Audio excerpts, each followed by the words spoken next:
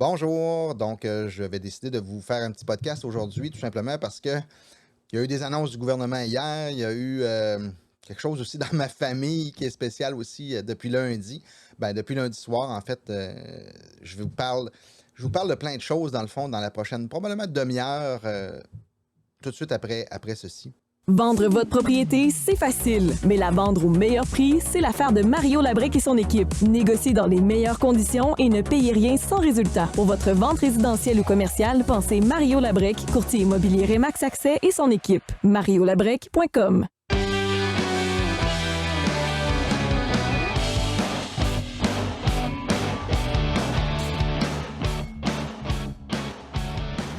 Bonjour, c'est Mario Labrec. Je voulais vous jaser un petit peu aujourd'hui. Euh, un peu de tout et de rien en même temps, mais en fait, il y a eu une annonce hier du gouvernement qui a heureusement annoncé des réouvertures, on va dire les choses comme ça. Donc, vous voyez des enfants alentour de moi là, qui se promènent, c'est un petit peu normal. Normalement, c'est pas ça, mais présentement, c'est comme ça que ça se passe chez nous depuis, je vous dirais, mardi matin. On garde les enfants à la maison, tout simplement parce que il y a un cas positif dans la classe d'un de mes enfants. Et le nôtre est arrivé lundi en fin de journée avec un mal de gorge également. Donc, on a décidé de le garder à la maison pour ça. On a fait un test, les autotests comme ils les appellent, et il est sorti positif. Donc, on est obligé de le garder 5 jours. Et également, les autres, j'en ai 5 là, si les gens ne savaient pas, ceux qui m'écoutent. J'ai 5 enfants, donc les autres aussi, on doit les garder à la maison, y compris celui qui va à la garderie, pour au moins 5 jours, tant que les autres ne testeront pas positif. On a pris un nouveau test ce matin là, pour le fun, toute la gang, puis il n'y a personne qui était positif. Fait que ça s'annonce bien jusqu'à maintenant. Mais on va reprendre des tests dimanche, probablement en fin de journée, pour s'assurer que tout le monde est négatif encore une fois. Et si c'est le cas, on va pouvoir envoyer les enfants à l'école et à la garderie. Notre semaine prochaine devrait être complète normalement comme à l'habitude, comme elle devrait être. Par contre, on ne sait pas encore comment ça va fonctionner parce que si il y en a un qui teste positif dans la gang, on ne pourra pas retourner, sauf celui qui a été positif le premier, à moins qu'il n'ait des symptômes. C'est assez compliqué comme règle, là, je vous dirais, mais c'est chose générale dans le gouvernement que ça soit compliqué. Ça ne peut pas être facile. C'est toujours, toujours, toujours différent à toutes les fois qu'il se passe de quoi. De toute façon, cette semaine, c'est comme ça. La semaine prochaine, ça va probablement être d'autres choses. Fait que c'est possible que vous entendiez des enfants un petit peu alentour de moi, tout simplement parce que je suis pas allé dans mon studio. Normalement, j'ai un studio qui est assez fermé, étanche et qu'on n'entend rien alentour et qu'on n'entend rien, ni les enfants. Et là, je suis pas allé dans le studio parce que je dois garder un œil sur les enfants, tout simplement, en même temps que je vous fais le podcast. Les 5 sont à la maison, ils sont pas à l'école. On les a gardés, donc on doit les divertir en même temps et s'occuper qu'ils fassent des activités également. Notre positif, lui, il s'est couché de bonne heure lundi soir. Il avait mal à la gorge, puis mardi matin, il faisait de la fièvre un peu. On l'a laissé tranquille pas mal, je vous dirais, toute la journée de mardi. Il a dormi, il s'est reposé, puis après ça, depuis ce matin, on est mercredi aujourd'hui. Depuis ce matin, il pète le feu, aucun problème. Tout est redevenu à la normale jusqu'à preuve du contraire. On espère que ça va continuer comme ça. Mais pour son cas, c'est correct. Depuis ce matin, il pète le feu puis tout va bien. Fait que si la tendance se maintient, on va garder notre négatif tout le monde jusqu'à dimanche. Si on est tout le monde négatif dimanche, ben la semaine prochaine, on va pouvoir reprendre une semaine de travail normale, des semaines régulières, comme on appelle. Donc, je peux pas rencontrer de clients, je peux pas rien faire normalement pour cette semaine. Je dois rester à la maison également pour le 5 jours de mon ami, mon plus jeune. Pas mon plus jeune, mais d'un des enfants que j'ai. Je reviens sur les annonces du gouvernement d'hier. Ils vont permettre la réouverture des restaurants, ils vont permettre les salles, je pense que c'est jusqu'à 500 personnes. Donc, on va avoir 500 personnes dans une salle qui en contient peut-être 20 000, exemple le centre Vidéotron. Ils ont permis, dans le fond, d'avoir 500 personnes dans une salle maximum. Exemple, le centre Vidéotron qui en contient normalement, je pense, c'est 20 000, va pouvoir avoir 500 personnes ou la moitié de la capacité de ce que j'ai compris. Donc, si la salle est une salle de 500 personnes, ils ont le droit à 250 personnes. Mais si la salle est une salle de 1000 personnes, ils ont le droit à 500 personnes. C'est complètement ridicule, encore une fois, parce que si vous êtes dans une salle de 1000 personnes, puis vous avez le droit à 500 personnes, ben dans une salle de 500, pourquoi pas avoir le droit à 500? Question bizarre, mais c'est comme ça qu'ils l'ont interprété. Et encore plus bizarre, on parle des lieux de culte, là, les églises, puis toutes ces différentes places-là. Bon, ben, eux autres, c'est 250. Allez savoir pourquoi. J'en ai aucune idée, mais les lieux de culte ont le droit à 250 personnes maximum dans le lieu de culte pour la capacité.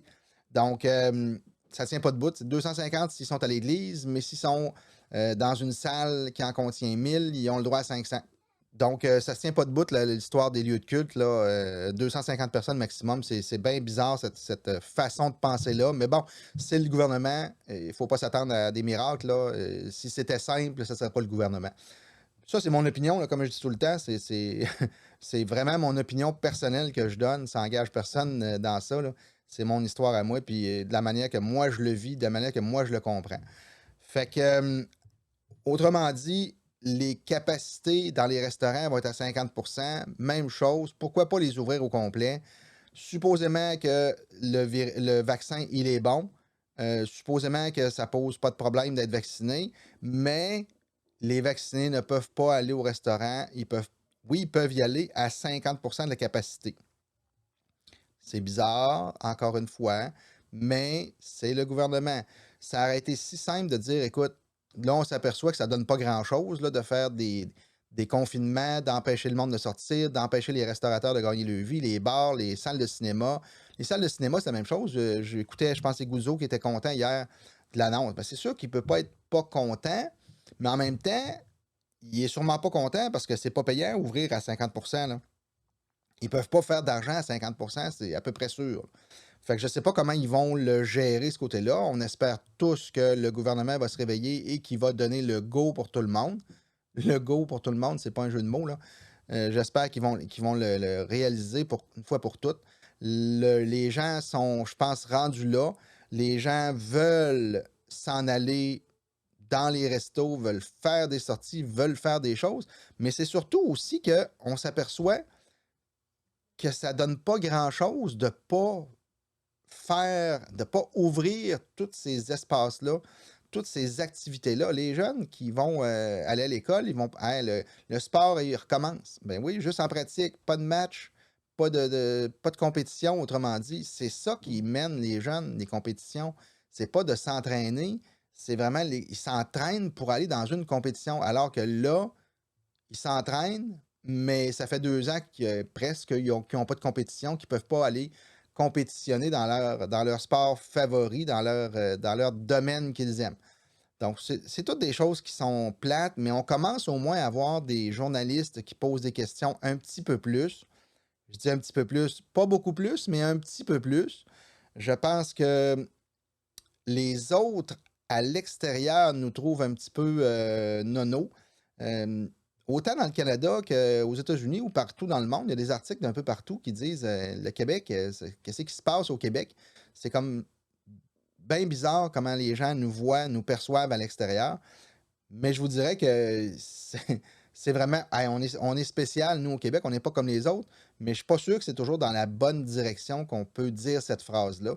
Je ne suis pas sûr que c'est la bonne façon de penser non plus, parce que l'économie, il faut le dire, là, elle est coupée présentement. Et même, je pense, mon exemple à moi précisément, moi, je suis courtier immobilier, presque 20 ans que je suis courtier immobilier, et je vous dirais qu'on a de la misère comme courtier présentement. Alors, vous allez dire, ben oui, les maisons se vendent tout de suite, puis des prix de fou, tout ça. Oui, vous avez raison dans le sens où, oui, quand on a quelque chose à vendre, ça se vend, mais on n'a rien à vendre. C'est là qu'est le problème, c'est qu'on n'a pas de maison à vendre. Fait que c'est le fun. Quand on a quelque chose à vendre, on le vend, ça part, un bon prix, toute la patente. Mais en même temps, pour nous, c'est pas ça. C'est vraiment une question de volume aussi d'aller chercher pour être capable de vivre comme il faut, parce que nos dépenses sont les mêmes, là. Et moi, je dépense de la pub, je fais des choses qui me coûtent le même prix que j'ai 40 maisons en vente ou que j'en ai 6 en vente. Fait que ça, c'est vraiment une grosse différence à notre niveau. Puis si le marché ne revient pas, puis personnellement, je vous donne ma petite histoire du marché, comment ça fonctionne. Moi, je pense que pourquoi ça ne fonctionne pas présentement, pourquoi que le marché est comme il est présentement et pourquoi que les courtiers en arrachent, parce que contrairement à la croyance, je pense que les courtiers en arrachent ou vont en arracher parce que le fait qu'il n'y a pas d'inscription, ça veut dire qu'il n'y a pas de maison en vente. Ça veut dire que oui, on en vend une rapidement, mais normalement, on a un roulement plus que ça. Tu sais, je regardais les inscriptions, j'ai fait une petite capsule de statistiques là, sur mon autre chaîne. Puis j'ai fait les chiffres là, de l'année 2020 par rapport à 2021. Et il y a des augmentations, bon, de plein de choses, mais il y a une baisse de 51% des inscriptions. Il est là le problème. Et le problème, il est là pourquoi? Selon moi, selon ce que moi j'en connais puis ce que j'en pense, ben moi, je pense que les personnes âgées ne vendent tout simplement pas leur maison. Je vous dirais que j'ai un marché normalement dans les gens âgés qui vont mettre en vente leur maison, qui vont mettre leur propriété en vente pour s'en aller dans une résidence de personnes âgées, s'en aller dans un CHSLD, dans une bigénération, peu importe. Mais ces gens-là, là, présentement, ne veulent rien faire avec leur maison, tout simplement parce qu'ils ont peur de s'en aller en RPA ou en CHSLD ou peu importe. Ils ont tout simplement peur de se faire enfermer, comme c'est arrivé, pas l'année passée, mais il y a 2 ans, au printemps 2020, quand le gouvernement a dit on met des gardiens dans les portes et les personnes âgées ne peuvent plus sortir de leur endroit. Je l'ai vécu parce que mon père est en résidence de personnes âgées, privée, et il y avait un gardien à la porte, et il n'avait pas le droit de sortir. Mon propre père m'a appelé pour me dire trouve-moi une maison. Tout simplement, je ne suis pas en prison, je ne suis pas supposé être en prison, moi, je n'ai pas rien fait. Il dit trouve-moi une maison, puis c'est tout. J'ai fait comprendre que ça allait passer, puis que c'était temporaire, mais il reste que si ces gens-là pensent comme ça, on peut comprendre que leurs frères et sœurs et amis qui ont les mêmes âges, ben, eux autres, quand ils se sont parlé au téléphone, quand ils se sont vus après, ben, c'est sûr que leur réflexe, là, c'est de dire ouais, lui, il s'est fait enfermer, ça ne me tente pas de me faire enfermer, je vais rester chez nous en attendant, on va attendre que ça se calme. On va attendre que ça se calme, vous avez raison, puis je ferai pareil, je vous dirais. J'aurai la même réflexion qu'eux autres, c'est complètement légitime de penser comme ça. Mais ça fait en sorte que là, toutes ces maisons-là qui normalement font tourner la roue, ben, ils ne se mettent pas en vente parce que tous ces gens-là ne veulent pas s'en aller de leur maison de peur d'être enfermés, de peur d'avoir des restrictions encore plus grandes que ce qu'ils ont présentement. On peut très, très, très bien les comprendre. Moi, je pense que, comme j'ai dit, là, je ferais pareil de toute façon. Mais ça fait en sorte que le marché immobilier tombe dans un certain sens parce qu'on n'a pas d'inscription, mais ça fait monter les prix et ça empêche probablement de jeunes familles de se procurer des propriétés, de réaliser un de leurs rêves, c'est d'avoir une maison et d'être chez eux, parce que les prix, en plus, augmentent énormément. Fait qu'il n'y a pas de maison, les prix augmentent, c'est l'offre et la demande. C'est bien simple, c'est pas les courtiers qui font cette règle-là. C'est une règle universelle, je vous dirais, dans le monde entier, puis dans tout ce qui se passe dans l'économie. Une gomme, s'il y en a juste une, elle vaut très cher. S'il y en a 10 000, elle vaut moins cher un petit peu. Bon, ben c'est comme ça dans la vie, puis c'est comme ça dans les maisons également. Fait que les vieux ne vendent pas leur maison. On n'a pas de maison en vente. Il y a de la demande et il n'y a pas d'offre. Les prix montent. Qu'est-ce qui va se passer quand les personnes âgées vont décider de mettre leur propriété en vente quand la situation va redevenir, si on peut espérer dire ça, comme on était avant? Ben, je pense que ça va être le reflet de la société également. C'est que il y en a qui vont être plus braves. Ça veut dire que quand ils vont annoncer que tout est réglé puis que tout est beau, il y en a qui vont, bon, ben tout est réglé, la pancarte, on s'en va en résidence puis c'est réglé. Mais il y en a une autre gang qui va dire, oh, on va attendre un petit peu. On va attendre, voir qu'est-ce que ça va faire. On va attendre quelques mois, peut-être quelques années, je ne sais pas. On va le voir quand ça va se passer. Mais il y en a d'autres qui vont dire, oh, moi, j'attends le maximum que je vais pouvoir rester chez nous, là, je vais le rester. Puis quand je ne serai plus capable complètement, je passerai à la résidence personnes âgées ou un CHSLD. Ben, il y en a une partie qui c'est ça qui va se passer. Ça veut dire que probablement que le marché va repartir bien tranquillement après. Les propriétés qui vont se mettre en vente vont demeurer des propriétés qui vont être recherchées. Avant qu'on double le nombre de propriétés sur le marché, vous imaginez l'offre et la demande des gens, des acheteurs qui disent: ben moi, j'attends parce que là, il n'y a pas assez de maisons à vendre. J'ai pas de choix, puis il faut chicaner, il faut se batailler pour gagner la maison, il faut donner plus cher, il faut faire des enchères. Ben moi, je pense que ces gens-là, ils attendent également pour acheter la même chose que les vendeurs attendent. Fait qu'avant de remonter l'inventaire, d'avoir un inventaire qui va être plus haut, qui va avoir plus de choix sur le marché, que les prix vont se stabiliser, ben moi, je pense qu'on en a encore pour un bon bout. Donc, notre métier, il est au ralenti présentement avec les restrictions. Et non le contraire. Je sais que les gens, les médias, tout ce qui est alentour disent que c'est une folie dans l'immobilier. Mais comme je viens de dire, au lieu d'avoir, je ne sais pas, moi, je donne un exemple, là, 4000 transactions dans l'année, ben, je ne m'en souviens plus des chiffres là, des transactions, là, j'y vais complètement par rapport. Là. Mettons qu'il y a 4000 transactions dans l'année, ben là, il y en a peut-être 2000 des transactions juste parce qu'il n'y a pas de propriété en vente. Ça nous empêche de faire des transactions, ça empêche le marché de rouler normalement, tout simplement. Fait que je ne sais pas comment ça va restarter ce côté-là, mais on verra bien qu'est-ce que ça va faire dans le futur. Mais je pense que on en a encore pour, d'après moi, 2 ans avant de revoir, là, même pas de revenir à 2019, mais avant de revoir l'inventaire peut-être monter. La seule chose qui pourrait changer la donne dans ce bout-là, au niveau de l'immobilier, c'est peut-être le taux d'intérêt. Si le taux d'intérêt montait, ben, probablement on va remonter l'inventaire. On va remonter le nombre de maisons en vente parce que là, les acheteurs vont diminuer. Les banques vont être plus frileux, les gens ne se qualifieront pas pour un prêt parce que le taux d'intérêt va être trop haut. Fait que ça va enlever des acheteurs, des potentiels acheteurs sur le marché. Et il va probablement des gens qui vont décider de mettre en vente leur maison parce que là, le budget ne marchera plus. Si le taux d'intérêt monte de 2 prenez votre solde hypothécaire aujourd'hui, là, regardez votre taux d'intérêt, ajoutez 2 faites le calcul. Allez chercher une petite calculatrice hypothécaire là, sur Internet, à peu près toutes les banques, les caisses, tous les sites Internet d'immobilier ont à peu près la calculatrice là, facilement. Donc, vous allez prendre cette calculatrice-là, puis vous allez juste changer 2 sur votre taux d'intérêt présentement, et vous allez voir que la différence, ça va être énorme. Donc, il y a des gens qui ne seront plus capables de faire les paiements. Ils vont devoir couper ailleurs, première des choses. Donc, va stopper l'économie d'avancer.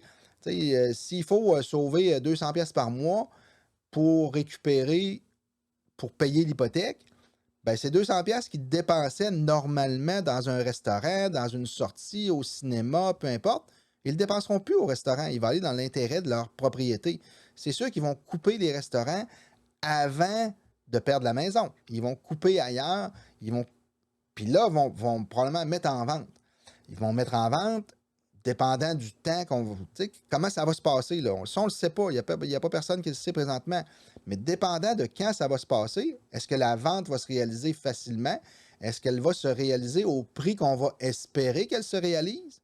Et est-ce qu'elle va se réaliser au montant, au moins, qu'on va payer notre hypothèque? Ça devient pas mal plus compliqué quand on dit ça, là. Ça veut dire que vous avez une maison de 300 000 aujourd'hui, que vous avez payé 350 000. Déjà là, on est dans le trouble. Mais dans un an, peut-être qu'elle va valoir 350 000. Bon, dans un an, le taux d'intérêt est correct, c'est correct. Mais dans 2 ans, si le taux d'intérêt monte, est-ce qu'on va être capable de revendre et d'avoir dans nos poches le 350 000 pour payer l'hypothèque, pour finaliser l'hypothèque, autrement dit, sortir de là avec zéro, mais au moins pas sortir avec une dette? C'est là qu'on va voir la différence, là. Je ne sais pas comment ça va se passer. Personne ne le sait, comme j'ai dit, là. Mais j'espère que le marché va tout simplement revenir assez rapidement, que les personnes âgées vont reprendre confiance en leur possibilité d'aller rester dans les RPA et dans les CHSLD.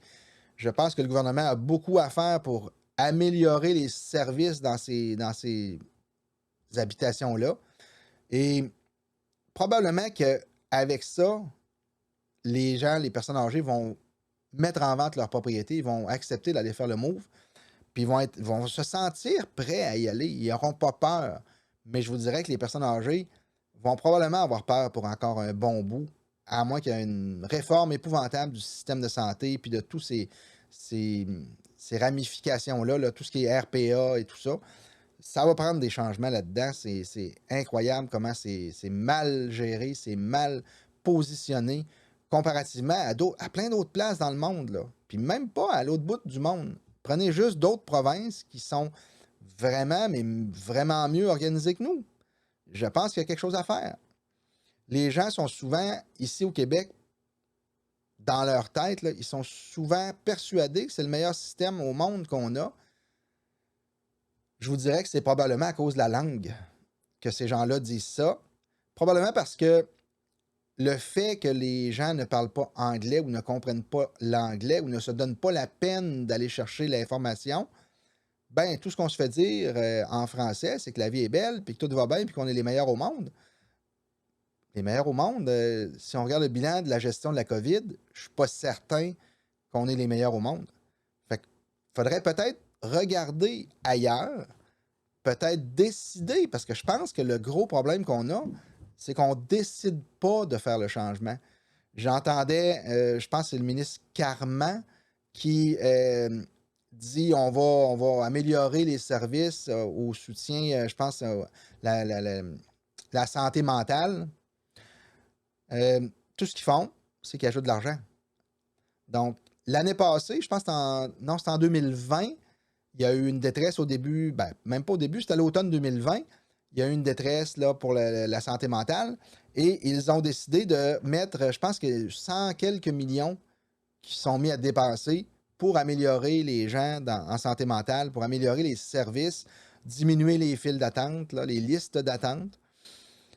Et là, 100 millions, c'était pas assez. Et finalement, on va mettre 1 milliard, quelques 100 millions, quelque chose du genre, là, de plus dans cette partie de la santé-là. Personnellement, je ne crois pas que c'est une question d'argent. Oui, c'est une question d'argent, mais ce n'est pas une question qui en manque. Je pense que les ressources ne sont pas aux bonnes places, étalées de la bonne façon. Il faut juste que quelqu'un ait le guts, ait le culot de dire ces choses-là et de pousser l'audace à faire des changements. Ce qu'on n'a pas présentement dans le gouvernement, ce qu'on devait avoir quand la CAQ a été élue. Et il promettait des gros changements, des gros rapetisser la taille de l'État. Bon, rapetisser la taille de l'État, dans ma tête, c'est pas rapetisser les gens sur le terrain, le nombre de gens sur le terrain. Rapetisser l'État, c'est rapetisser les gens qui ne sont pas de terrain. Modifier la façon de travail, puis modifier en haut. Tout simplement, modifier les gens qui travaillent dans les bureaux, les gens qui font les lois, peu importe là, comment je dirais ça, mais vous comprenez que c'est pas les gens sur le terrain qui est le problème non plus. Il faut en ajouter. Au contraire, il en manque. Mais il en manque pourquoi? Probablement parce qu'en haut, c'est mal géré. Les gens ne sont pas contents d'aller travailler le matin. On regarde les infirmiers, les infirmières. Ah oui, on leur donne un peu plus. Ça les booste un petit peu. C'est pas ça le problème. C'est qu'ils sont obligés de faire du temps supplémentaire quand ils veulent pas. Imaginez, là, vous travaillez du 8h à 5h et à 5h, on vous dit, ben, il faut que tu restes. Il faut que tu restes. Ah ouais, jusqu'à quand? Je ne sais pas. Peut-être jusqu'à demain matin, là, on ne sait pas trop, là. Fait que, ouais, mais là, il faut aller chercher mes enfants à la garderie. Il faut aller chercher mes enfants à l'école. Il faut que l'école, il faut que je les fasse bouffer. OK, ben ça, c'est pas notre problème. Tu es obligé de rester ici. Imaginez la solution que ces gens-là ont. C'est clair que ça donne le goût de s'en aller puis de trouver d'autres choses à faire que d'être infirmier ou infirmière. C'est la même chose dans les RPA, c'est la même chose dans les CHSLD. Ce scénario-là se répète constamment, partout, de la même façon. Ça, c'est un problème. Tant qu'on ne réglera pas les problèmes à la base, je pense pas qu'on va arriver à régler les autres problèmes alentour. Fait que, je le répète encore, ça aurait été le temps, je pense, de mettre un pied à terre quand il y a eu des négociations avec les infirmiers et les infirmières, puis bien d'autres, là, de mettre le pied à terre pour dire on va en profiter pour refaire tout ce système-là tout de suite. Fait que, venez vous asseoir, on en jase, on règle les problèmes un par un, puis on va repartir ce système-là sur des bonnes bases. Juste dans les écoles, j'entendais, nous, on a installé, je ne sais pas combien de mille de tests, de testeurs de CO2, des lecteurs de CO2 qui appellent dans les classes. C'est le fun, on va savoir combien il y a de CO2. En Ontario, je pense qu'ils ont 200 000 classes présentement qui sont déjà équipées d'échangeurs d'air pour changer l'air dans les classes puis remettre la pendule à l'air. Fait qu'ils ont, en plus d'un lecteur, ils ont installé que si le lecteur prend une lecture que l'air n'est pas correct, n'est pas assez correct, ben le système va échanger l'air dans la classe et va régulariser le tout. Pourquoi nous autres, on a zéro appareil d'installer? Ça fait 2 ans bientôt, même encore avant ça, il y a eu ça, là, on en a parlé en masse avant, mais là, depuis la pandémie, je pense qu'il y aurait eu de la place, du temps, et en plus, ça aurait probablement fait travailler des compagnies qui sont arrêtées possiblement présentement parce qu'il n'y a pas de marché, il ne se passe rien, l'économie est ralentie, tout, tu sais, fait que, bon, mais si le gouvernement avait pris la décision de dire, au lieu de mettre des lecteurs, on le sait qu'il y en a des problèmes dans les classes, on va installer tout de suite un système de ventilation, puis pourquoi pas en profiter pour mettre de l'air climatisé? La climatisation, en même temps, oh, il n'y a pas d'école l'été. Oui, mais moi vous dire qu'il y a beaucoup d'enfants qu'au mois de juin, c'est problématique quand il fait chaud. L'école, là, à 30 degrés, là, les classes ne sont pas climatisées. Ils ouvrent les fenêtres, s'il n'y a pas de vent, c'est pas grave, ça ne change rien dans la classe, il fait chaud à mourir. C'est un problème. Pourquoi pas faire les choses en même temps? Mais non, parce que ça serait trop simple. Il faut que ça soit compliqué. Il ne faut pas que ça soit simple. Le gouvernement n'aime pas les choses simples. On sait, j'allais dire, on ne sait pas pourquoi. On le sait un peu.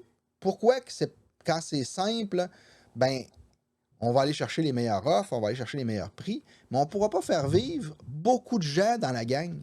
On ne pourra pas engager beaucoup de nos chums. Il va falloir en engager juste 1 ou 2. Fait qu'on ne pourra pas plaire à plein de monde en même temps. Fait que c'est probablement ça le problème majeur dans le système. C'est qu'on ne pense pas résultat, on pense à tout ce qui se passe alentour, on pense au crédit politique que ça va donner. On s'en va vers des élections, on comprend qu'ils vont en avoir besoin des gens, ils vont vouloir que ça passe, que c'est eux autres qui ont été les héros. Possiblement qu'ils vont annoncer des choses peut-être pour la rentrée 2022-2023. Pourquoi? Parce que ça va leur donner du crédit au niveau politique. Ils vont passer pour du monde qui vont faire des grands changements et puis toute la patente. Alors que c'est là un an et demi que ces décisions-là auraient dû se prendre et ces changements-là auraient dû se faire. C'est pas le cas. On met ça en dessous du tapis, on attend. Alors que d'autres provinces, pas à l'autre bout du monde, d'autres provinces dans le Canada sont déjà beaucoup plus avancées que nous à ce niveau-là. Fait que c'est pas pour rien qu'on bouge pas et qu'on fait juste faire du surplace dans plein de domaines, mais le gouvernement, les médias nous disent qu'on est les meilleurs. Donc, on est les meilleurs. Faut pas dire qu'on n'est pas les meilleurs. Si eux autres le disent, on peut pas contrarier ça. Moi, je pense qu'on est rendu à autre chose et j'espère que les gens vont allumer, vont se réveiller, vont essayer de bouger, au moins dire qu'ils sont pas contents. Amener le gouvernement à faire des changements, les obliger à... Le gouvernement n'est pas en haut de nous. Le gouvernement est en bas de nous. C'est nous autres qui votent pour le gouvernement. C'est pas normal que c'est pas nous qui disions que c'est pas... On n'est pas content. Le gouvernement, il dépend de nous autres et non l'inverse. On devrait prendre position, se lever et dire qu'est-ce qui ne fait pas l'affaire. Je ne vous parle pas d'aller briser des choses. Puis de... Non, je vous dis juste, présentement, les gens acquiescent à peu près à n'importe quoi que ce que le gouvernement dit. Est-ce que c'est une bonne chose qu'il y ait le passeport vaccinal présentement? Je pense pas.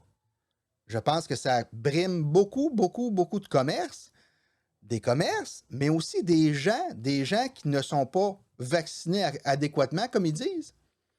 Mais je pense que ces gens-là, ils ont autant le droit d'aller au Costco qu'un autre.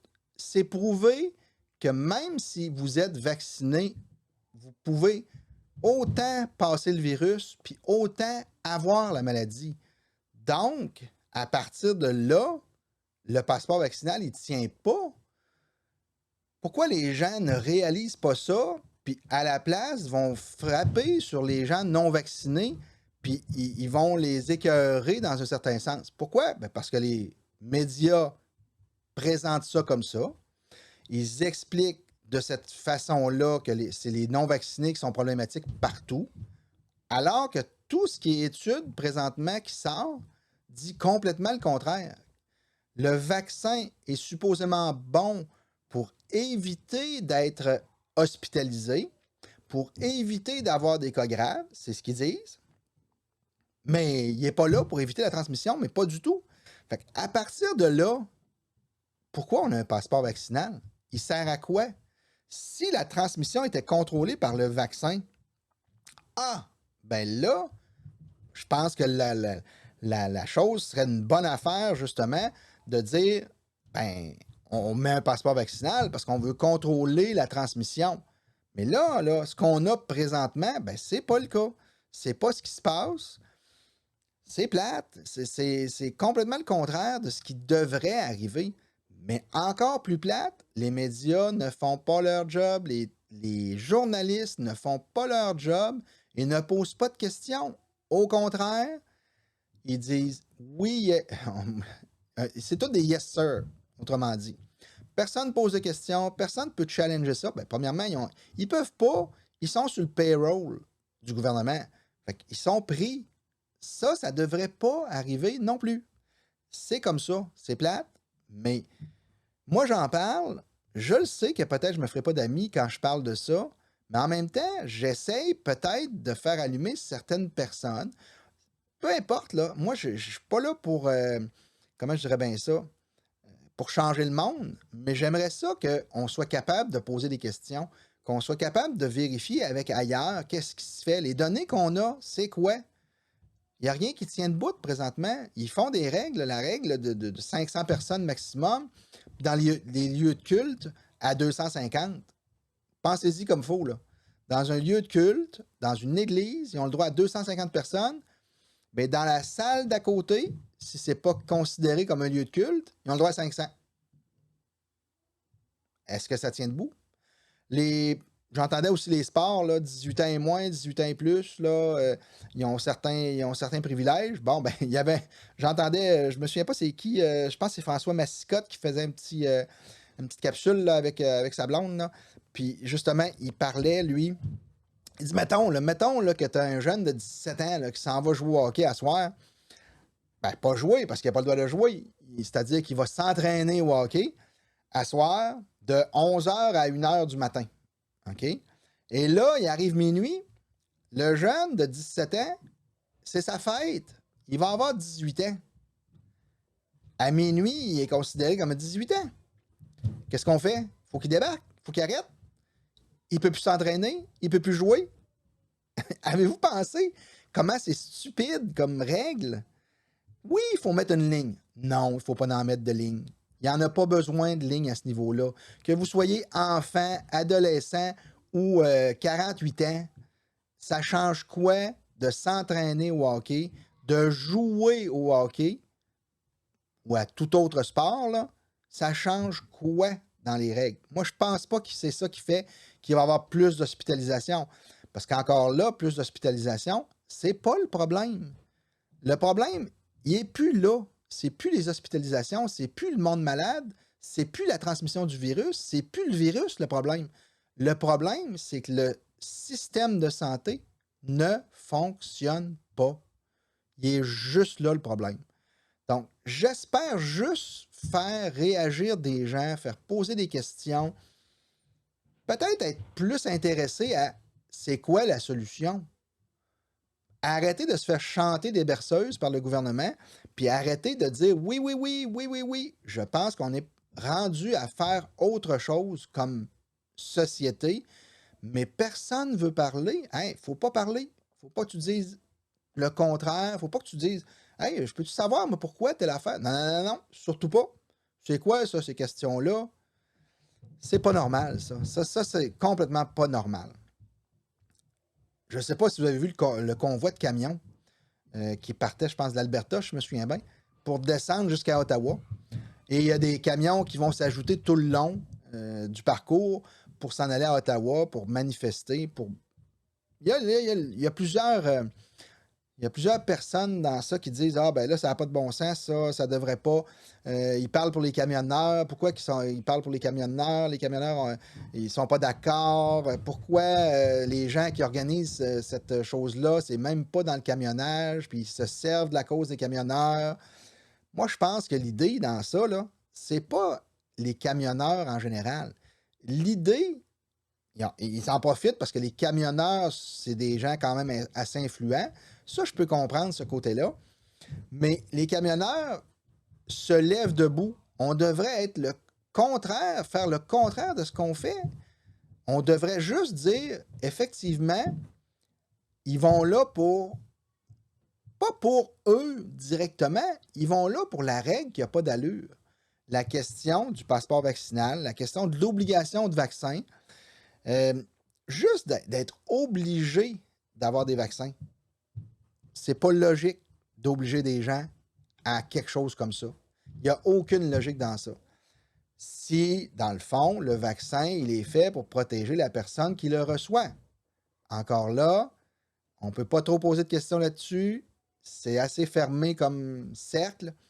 Au Québec, dans toutes les autres provinces, États, ou même pays à peu près, on peut poser des questions et tranquillement, l'information commence à sortir. Je me souviens plus, j'ai écouté un podcast cette semaine là, de quelqu'un, en tout cas, qui avait des gens, des études assez poussées, puis qui avait des rapports, de l'information vraiment assez bonne, puis qui était vraiment intéressante comme personne, donne des informations de d'autres pays, comment ça se passe, comment s'est rendu le virus, comment le vaccin a été fabriqué, comment il a été testé, qu'est-ce qu'on a passé comme étape parce que ça pressait. Toutes ces choses-là, c'est super le fun d'écouter ça. Mais pas juste d'écouter quelqu'un qui parle comme moi. Là. Moi, j'ai aucune notion de ça. Donc, faut pas. Je parle, moi, pour donner mon opinion, puis vraiment, vraiment, mon opinion peut changer tantôt. J'écoute d'autres choses, puis mon opinion peut changer. Là. Fait que c'est vraiment une question de perception des gens, mais d'être capable de poser des questions, d'être capable d'avoir de l'information sur comment ça s'est passé, l'autorisation des vaccins. Est-ce que c'est un processus normal? Est-ce qu'on a fait les études qu'il fallait faire? Ou on a sauté des étapes pour pouvoir sortir un vaccin rapidement pour solutionner le problème? Est-ce que la raison en arrière des vaccins, c'est l'argent? C'est pas supposé. Je pense que le vaccin a quand même un bon côté, justement, de protéger les gens peut-être de plus grands problèmes. Mais est-ce que ces grands problèmes-là étaient juste dans la première version du virus ou ils sont encore là, ces graves problèmes-là? C'est là qu'on n'a pas d'informations, puis le gouvernement ne veut pas donner d'informations. Et aussitôt que quelqu'un pose une question, c'est un complotiste, c'est un cave, on y parle pas à lui, laissez-le dans son coin, il va propager le virus, c'est un anti-vax, alors que c'est pas le cas. La majorité des gens qui posent des questions sont vaccinés et ils sont pas anti-vax. Ils veulent avoir des réponses à des questions, veulent allumer des lumières et veulent surtout connaître la vraie chose comparativement à ailleurs qui se fait le contraire. J'en écoutais un autre qui faisait une comparaison au niveau des recours en justice là, pour justement les obligations vaccinales. J'ai pas les confirmations de tout ça. C'est un podcast que j'ai entendu quelque part ou l'histoire, là, je me souviens plus exactement. Mais bon, ça dit au Canada, à peu près toutes les causes ont été perdues pour l'obligation vaccinale. Ça veut dire ils ont accepté d'obliger quelqu'un à se faire vacciner. Alors qu'ailleurs, dans d'autres pays, je donne l'exemple des États-Unis, ça serait sensiblement complètement le contraire de ce qu'on a comme information. C'est que la Cour donne raison à peu près à toutes les causes pour dire on ne peut pas obliger à. Je pense que la seule raison qui est tenue par le gouvernement américain, par les tribunaux américains, c'était les gens du domaine de la santé qui devaient être vaccinés pour travailler.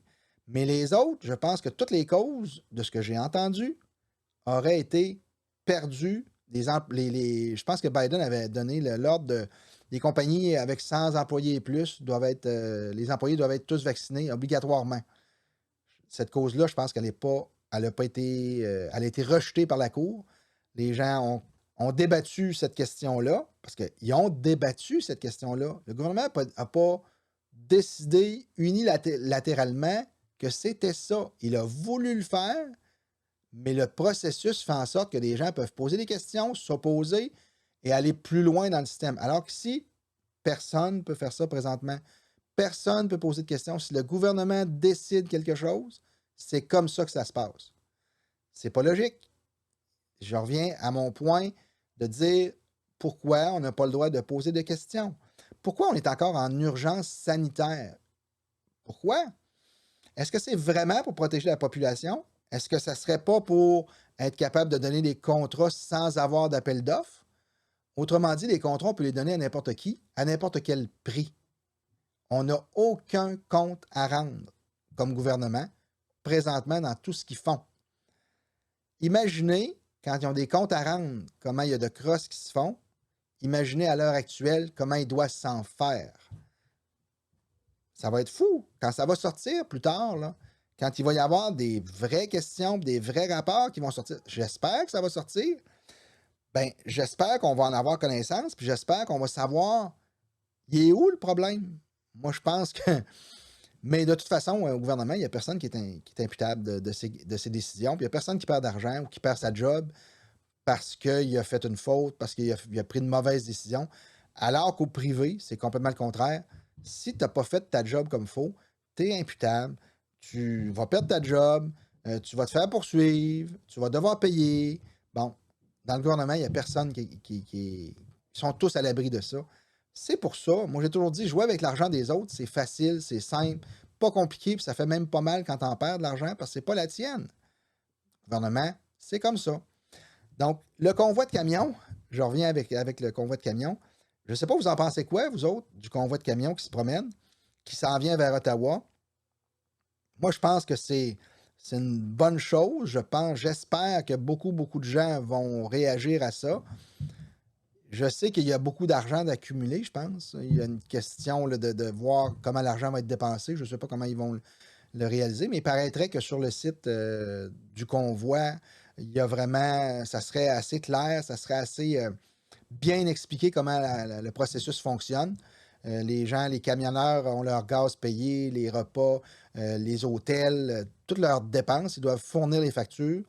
Puis je pense qu'il y a une vingtaine de personnes qui s'occupent justement du processus de remboursement des factures pour s'en venir jusqu'à Ottawa. Puis probablement qu'en revenant, ça va être la même chose. Ils vont probablement débourser les frais pour revenir à leur endroit. Mais on voit partout sur les viaducs, on voit plein de monde qui attendent le convoi, qui les félicite, autrement dit, de s'en aller comme ça jusqu'à Ottawa pour aller manifester. J'ai hâte de voir si on va avoir la même chose au Québec quand ça va se passer. J'ai hâte de voir s'il y a des gens qui vont se lever pour dire je suis d'accord qu'il est temps qu'on pose des questions, puis qu'il est temps que les questions d'obligation arrêtent, tout simplement. Je pense qu'on n'est pas là comme province, mais ça a l'air que oui, on maintient l'état sanitaire d'urgence. C'est pas normal, ça. Ça ne devrait pas exister, cette façon de faire-là. J'ai hâte de voir la réouverture des restaurants, comment les restaurants vont procéder à cette réouverture-là, comment ils vont réagir. J'imagine qu'ils vont respecter la loi encore une fois, parce que sinon, ils vont se faire pointer du doigt par, premièrement, les journalistes qui vont les traiter de fous, de pas rapport, puis de défier la loi, que ça n'a pas de bon sens, alors que c'est des gens qui sont tout simplement maîtres chez eux, qui devraient être maîtres chez eux, S'ils décident d'ouvrir et d'avoir de la place pour 500 personnes, ils payent leurs taxes, leur assurance et tout ce qui va avec. Pour ça, on les empêche présentement. C'est pas logique. C'est pas normal que ça se passe comme ça. Ces gens-là vont perdre leur chemise. On regarde juste la madame qui est la pâtissière à Jonquière. Cette madame-là a bien dit encore une fois qu'elle allait défier la loi jusqu'au 31, jusqu'au lundi prochain pour ouvrir ses places à l'intérieur. Elle est passée à Tout le monde en parle. J'ai pas écouté, j'ai pas vu rien de ça, mais elle s'est pas fait aimer d'une partie de la population parce qu'elle a dit elle voulait pas être obligée de se déguiser en juif assidique pour avoir des droits. Personnellement, j'ai rien contre les juifs assidiques ou toute autre personne, peu importe la couleur, la nationalité, mettez ce que vous voulez comme critère, là. Mais je veux dire, la comparaison était quand même bonne dans le sens où on voit plein de reportages à TVA qui, eux, ont décidé de se mettre sur le dos de ces gens-là. Oui, on comprend qu'ils ne respectent pas la norme, on comprend qu'ils ne respectent pas la loi et tout ça.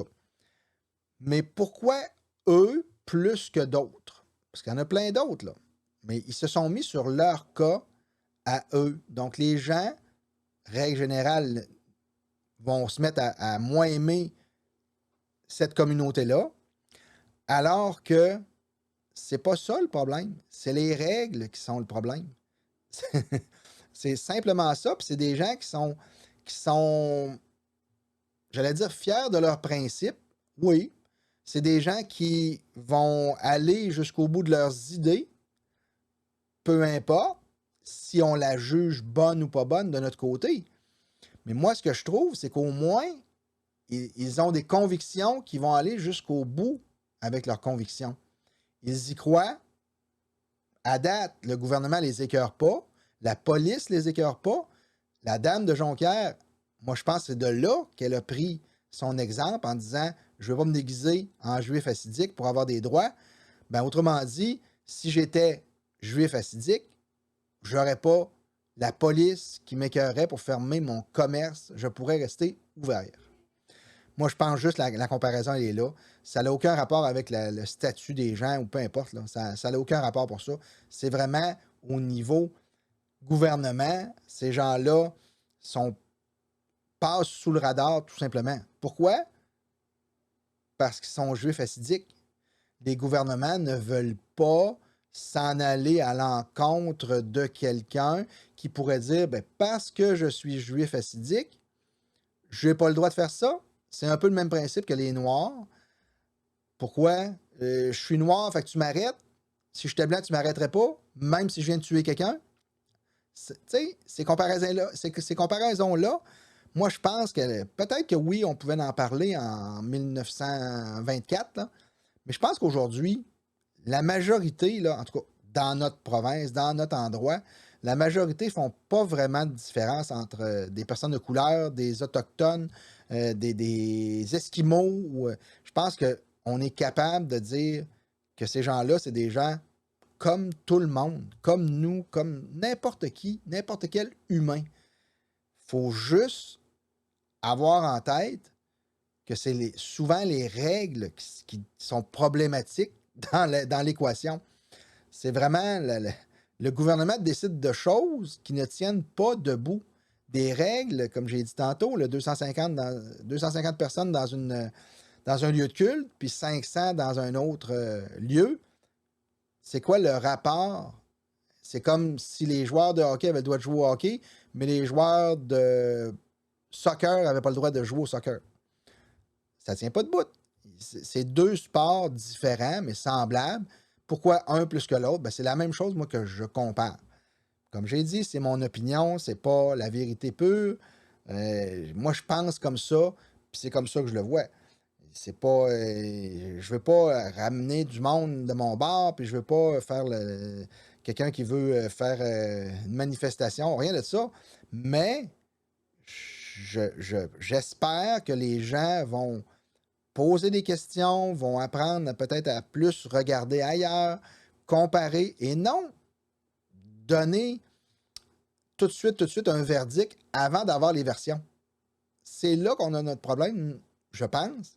C'est les gens donnent des verdicts, mais il n'y a pas les deux versions. On a juste toujours une version présentement depuis l'épidémie, depuis la pandémie. C'est qu'il y a la version du gouvernement, puis il n'y en a pas d'autre. Et on dit, oui, vous avez raison. On ne veut pas savoir pourquoi, mais oui, vous avez raison. Vous le dites, ben vous avez raison. Ben, moi, je peux croire ça les premiers mois de la pandémie, le temps qu'on ajuste le tir, le temps qu'on en connaisse un petit peu plus, parce qu'il faut rappeler qu'en Chine et d'autres pays ont été infectés avant nous autres.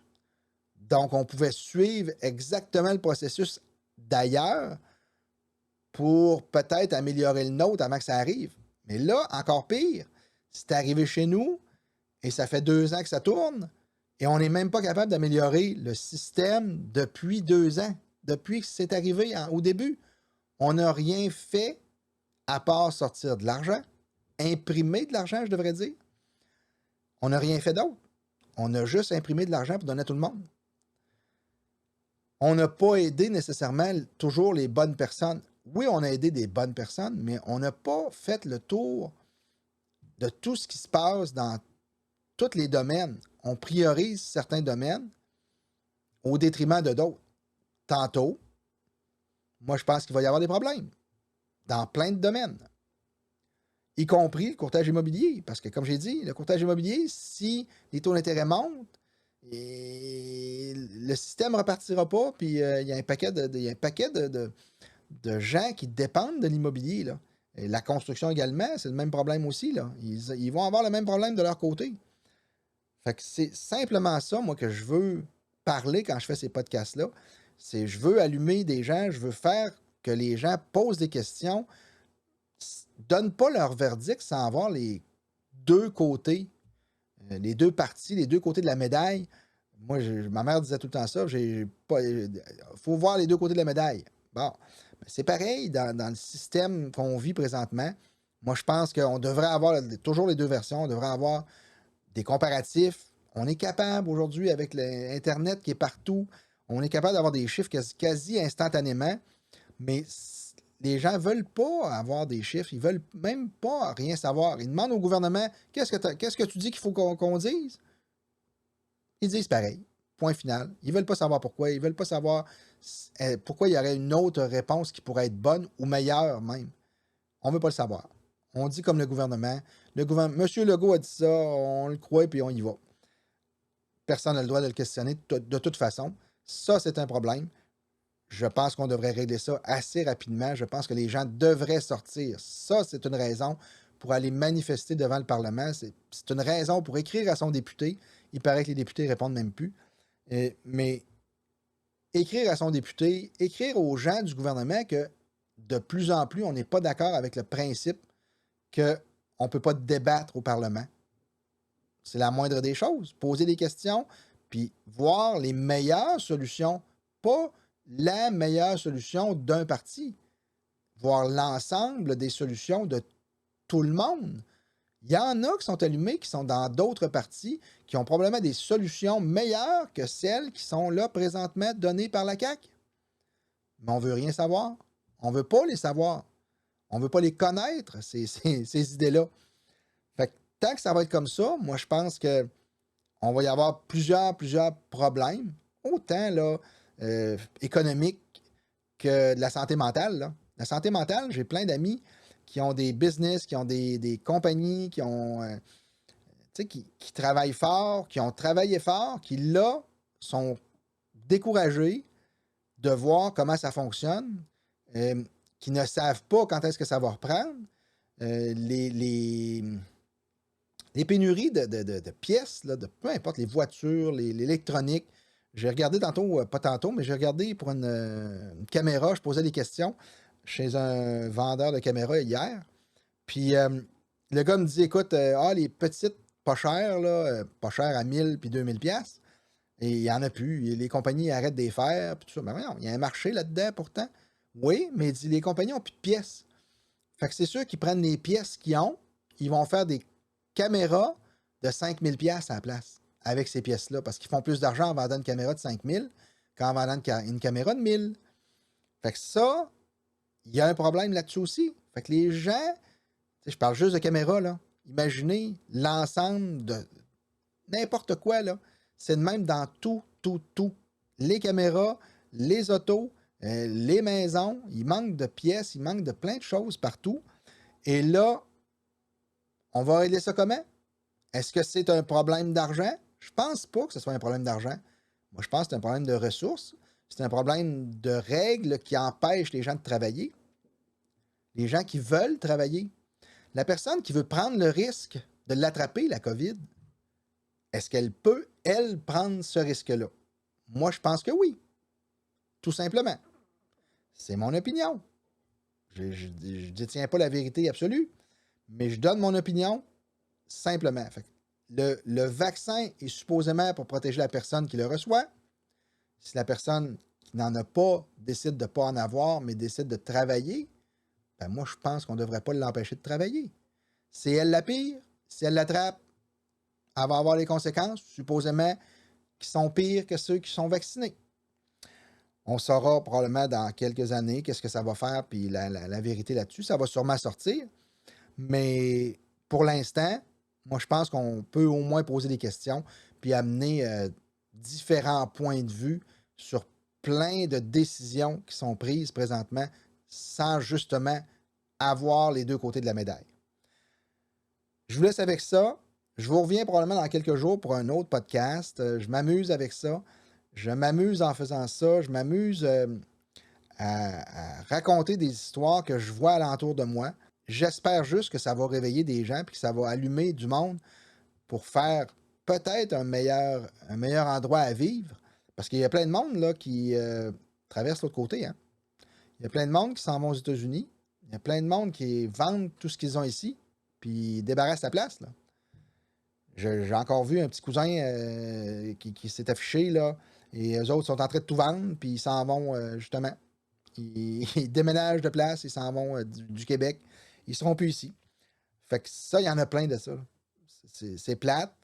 On voit ailleurs qu'est-ce qui se passe. Les gens disent, on va aller ailleurs, on est mieux. Oui, il y a des places qui sont moins bien, mais je pense que présentement, il y a des places qui sont beaucoup mieux qu'ici pour vivre. Je vous laisse avec ça. Et un petit commanditaire que j'ai d'habitude, là. Je vais aller le chercher. J'ai pas eu le temps de regarder et de faire d'autres choses, mais c'est vraiment à cause justement de ce commanditaire-là que je suis capable de faire ce que je fais là, puis que je le fais de cette façon-là. Si jamais vous avez des idées, si vous avez des suggestions, des questions, vous voulez débattre de points, ou même vous aimeriez faire des lives, là, je commence à être prêt là-dedans. Je place mes choses. J'ai fait des nouvelles affaires au niveau logistique puis appareil. Fait que je pense que je suis prêt à m'en aller là-dedans dans pas long. Et si vous avez des suggestions de gens que je pourrais rencontrer, que je pourrais placoter, soit en Zoom ou directement face à face, ça va me faire plaisir de le faire. Donc, je vous laisse là-dessus. S'il y a quoi que ce soit, gênez-vous pas. Vendre votre propriété, c'est facile. Mais la vendre au meilleur prix, c'est l'affaire de Mario Labrec et son équipe. Négociez dans les meilleures conditions et ne payez rien sans résultat. Pour votre vente résidentielle ou commerciale, pensez Mario Labrec, courtier immobilier Remax Accès et son équipe. mariolabrec.com